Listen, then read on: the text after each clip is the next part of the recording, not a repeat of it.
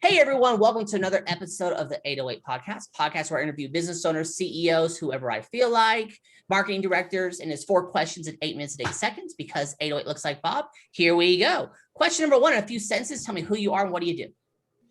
Well, my name is Steve Benson, and I'm the CEO of Badger Maps. And what we do is we help field salespeople organize their day, see all their customers on a map, and build out a schedule. Perfect. Love it there. Question number 2, Stephen. What advice would you like to share? Go.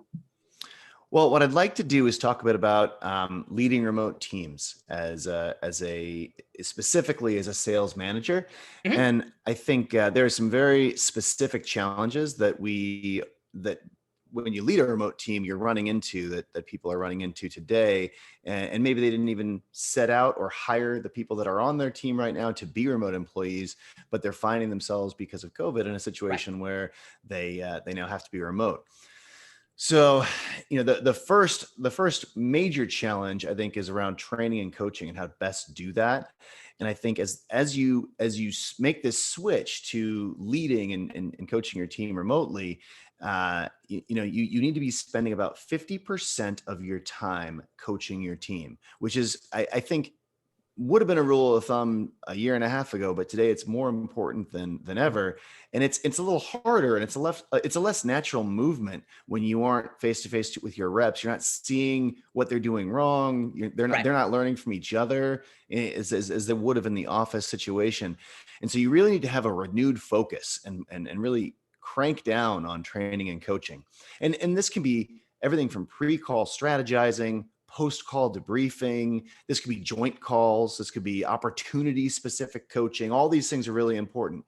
Anything that makes your reps better counts towards that 50% rule of thumb.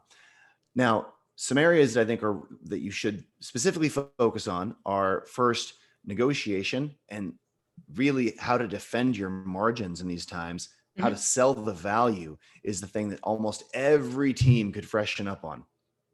Another specific area that I think you want to coach on is building pipeline. We need to relearn to prospect and rethink who we're selling to in this economy. And sometimes our best buyer has shifted a little bit, and sometimes even a lot in these times, right? So it's a key time to focus on coaching and training, sharpening the weapons to get out there and hunt. And because deals can be harder to come by at this point than they used to be. So that's kind of the first thing that you need to think about. Other areas that leaders can think about changing their behavior when you're leading a remote team is how to deal with being action oriented. So honestly assessing what challenges are facing your organization, and then asking hard questions, maintaining a positive outlook with your reps to keep them motivated. And sometimes you have problems with motivation right now because people's commission checks are evaporating because they're just selling a bit less. Right. And reps don't pay their mortgage with their base, right? They need that bonus. They need to be successful to stay motivated and keep doing that. I think something to avoid when you're dealing with a remote team is going silent. So it's really easy to slip into silence in a remote world and kind of just start managing by the numbers, managing by the spreadsheet. You need to be proactively getting in front of your reps, asking them what they need from you to be more successful, and figuring out what they need, what capabilities they need to develop to be more successful in these challenging times. We've been in soft times, and these are now battle times for a lot of businesses. We have to put on our battle hat and really charge into the field and see what we can do to do better. Perfect. Love it there. Let's get to question number 3. It is time for shout out, Stephen. Who are you shouting out? Well, I've got a couple CEOs that I really respect that I think it's worth shouting out to their companies and getting them on your show. First is Pablo Fuentes. He's the founder and CEO at MakePath. They do some really cool things with geography and maps, and help with companies solving their geographic math problems, basically. Right. Second guy, Gavin Delaney. He's the CEO, founder at Travel Stride. So Travel Stride is a company that helps people. It's kind of like it's a marketplace for travel ideas. Like if you wanted to buy us 3-day safari in Kenya. And so it's been a very tough time for them, and they've made a ton of changes. But I think they're coming out of this the whole COVID, just because they're in the travel industry, right? I think they're coming out of this really strong, and their product has really made some great strides. And he'd be able to tell you some really cool things about their journey. And then third, a guy named Arjun Murthy. He is the CEO at The Factual, and The Factual is a really cool newsletter. I read it every day. It analyzes all the different news sources for articles, and then using an algorithm basically rates them on how factual they are, and how much how truthful this article by the New York Times was, right. And then they put out and they do some really cool, like, zoom ins on ideas and topics of the time, and I really enjoy it. So he'd be a great guy to talk to as well.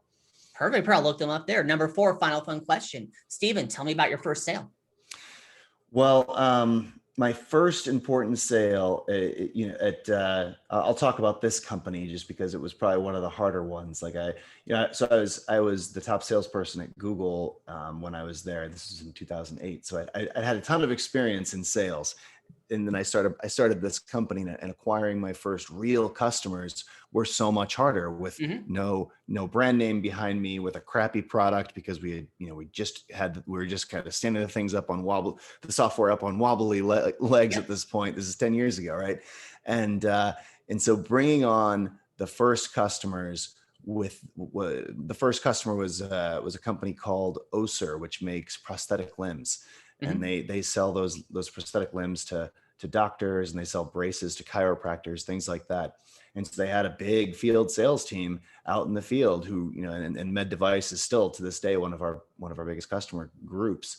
But it was a long and hard sales process, because we only did a tiny slice of what we do today, right? And so it was really about selling the future value. So today I can only do this, but in a year, this product will cost 10 times more, and it'll do all these things. But you get on the ground floor and you lock in the price today with these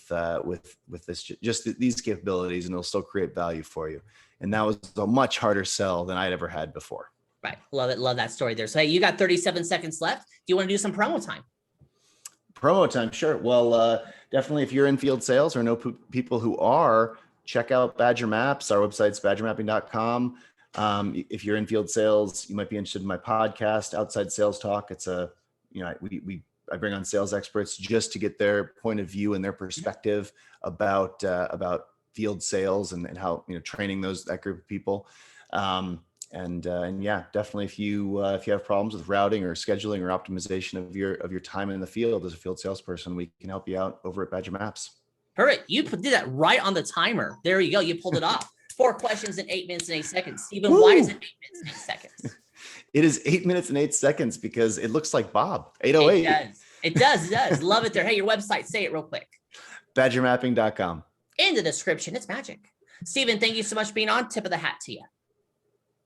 And for everyone else watching or listening, I am legally required to tell you to like, share, comment, subscribe, thumbs up, ring the bell, whatever the heck the social media network tells you to do. You all have a wonderful day, and I'll talk to you later. Bye.